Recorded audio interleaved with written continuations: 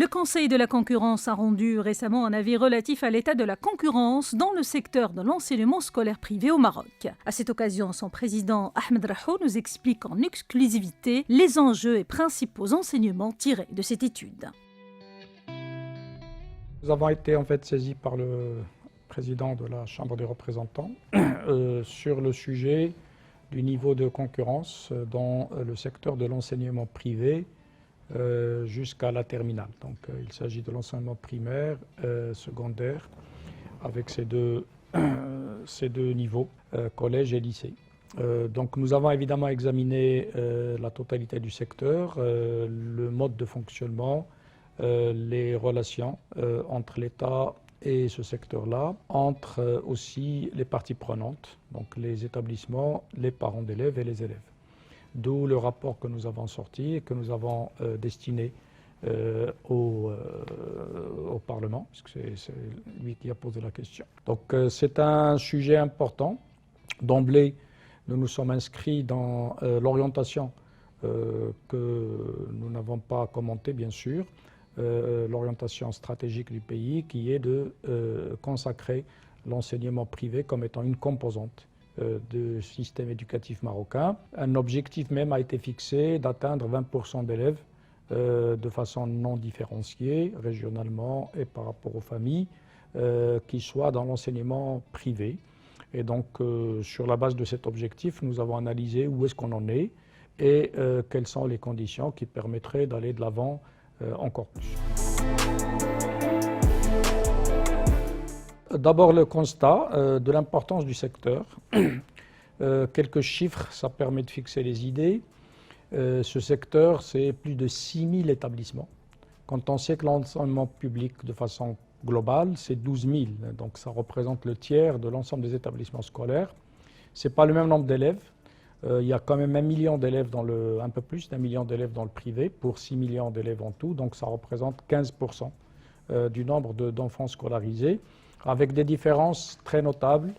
Il y a des régions où ça atteint presque, des villes où ça atteint presque les 30%, et d'autres où c'est relativement inexistant, dans certaines petites communes rurales ou des communes de petite dimension.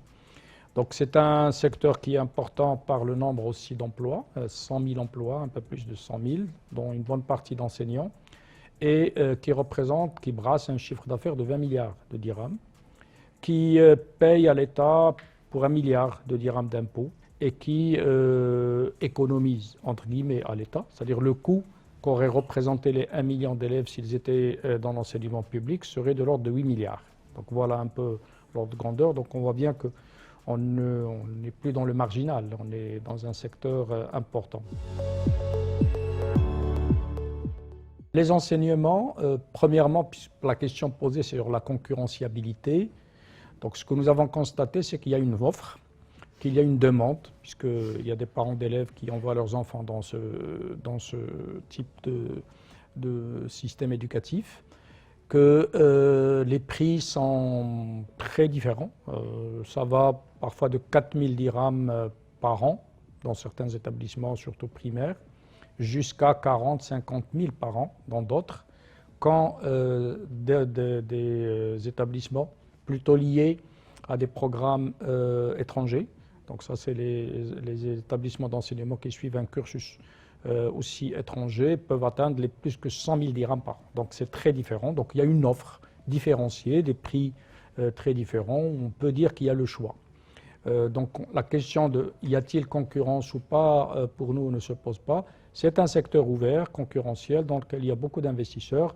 Il n'y a pas de part de marché dominante. Donc nous n'avons pas constaté une concentration très forte d'un acteur en particulier, même s'il y a certains acteurs qui, dans ce secteur, sont relativement importants, mais ils ne représentent pas, par rapport au marché global, un chiffre d'affaires en part de marché très significatif par rapport au total. Donc c'est un secteur ouvert dans lequel il y a une différenciation de prix qui permet aux parents d'élèves d'avoir le choix. Alors, passé ce constat, se pose la question évidemment pour nous très importante, parce qu'il ne faut pas oublier que le Conseil de la concurrence a une préoccupation double, celle qui apparaît dans son nom, c'est de veiller à ce que les secteurs soient concurrentiels, mais c'est aussi veiller à la protection du consommateur. Donc le consommateur, en l'occurrence, c'est les familles qui consomment un produit. Donc nous nous sommes posé la question aussi, est-ce que ce qu'on paye, on a quelque chose en retour? Est-ce que c'est bien, c'est pas bien? Donc nous avons examiné ça sous l'angle de cette relation entre le prix payé et la qualité. Là, la réponse, par contre, est très nuancée. D'ailleurs, ça fait partie d'une de nos recommandations principales. C'est que les parents d'élèves n'ont pas les moyens de savoir quelle est la vraie qualité de ce qu'ils payent. Nous avons aussi relevé que les relations parents d'élèves établissements ne sont pas toujours au beau fixe parce qu'elles n'ont pas de cadre défini. Souvent, il y a un règlement intérieur qui dispose des règles de fonctionnement de l'établissement qui inclut les relations parents d'élèves établissements, alors que nous estimons que c'est une relation contractuelle qui doit être régie par des choses spécifiques. Nous avons relevé que la pédagogie, donc le cursus scolaire, est celui de l'administration, celui de l'État, ce qui est une bonne chose. Nous considérons qu'il est bon que l'État se préoccupe de ce qu'on enseigne aux élèves, donc ça, on n'a pas de remarque dessus, on croit même que c'est une bonne chose, sauf pour les enseignements venant dans les établissements liés à des systèmes étrangers, mais dans lequel il y a quand même un minimum lié au programme scolaire marocain. Il y a un complément qui est lié aussi à la particularité, notamment les langues, notamment l'apprentissage d'éléments de culture, etc., qui peuvent être en plus du cursus purement scolaire national. Donc là-dessus, nous croyons qu'il y a matière à encadrer peut-être davantage les choses. Le constat aussi que nous faisons qui s'est imposé par les acteurs, deux choses fondamentales. D'abord, l'acte d'investir. L'enseignement privé, c'est un investissement privé dans un secteur particulier qui est le secteur de l'éducation. Or, cet investissement, c'est un parcours du combattant. Donc, nous considérons que la vie de l'investisseur dans ce domaine n'est pas facile et on croit qu'il y a matière à simplification. Élément aussi très important qui a été relevé, c'est l'inégalité régionale devant l'enseignement public-privé. C'est-à-dire autant les grandes villes ont le choix, souvent, autant plus on s'éloigne de l'axe globalement Kénitra et Jadida, moins on va trouver d'enseignement privé et moins il y a de choix de famille, même quand cette offre existe. Autre élément essentiel, donc nous considérons que là, il y a matière réellement à accompagner les familles pour que l'enseignement privé ne soit pas celui des classes aisées ou des classes moyennes plus, parce que, ou alors que ça se fasse au détriment de la qualité parce qu'il n'y a pas le prix qu'il faut pour payer les bons enseignants, etc. D'ailleurs, sur les enseignants, nous avons les enseignants du privé, du public. Nous constatons, bien sûr, tout le monde le sait, que les enseignants du public exercent dans le privé, mais il y a une part minimale que les établissements d'enseignement privé doivent avoir comme des enseignants à temps plein. Or, ces enseignants à temps plein sont des enseignants, comme les autres. Par contre, le statut de ces enseignants n'est pas le même, ce qui fait que l'attractivité de l'enseignement privé, public cette fois-ci, fait que souvent, dès que l'occasion se présente, les enseignants peuvent sauter de l'enseignement privé au public, au détriment du privé qui les a peut-être formés, etc.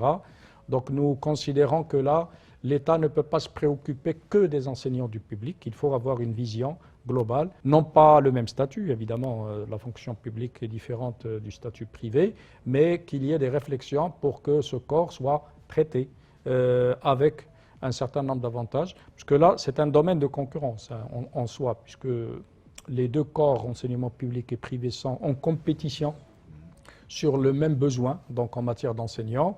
Or, là où les familles payent, il y a les limites. Nous avons fait des benchmarks qui montrent que dans certains pays, pour les familles comme pour les enseignants, il y a différentes solutions. Il y a par exemple pour les familles des pays où il y a un chèque éducation, c'est-à-dire on donne une aide aux familles qui choisissent l'établissement où ils veulent inscrire leurs enfants quand il faut payer. Il y a des endroits même où les enseignants du privé sont payés par l'État ou en tout cas pris en charge partiellement par l'État. Donc il y a toute une batterie de solutions et nous incitons les autorités à réfléchir un petit peu à cette question.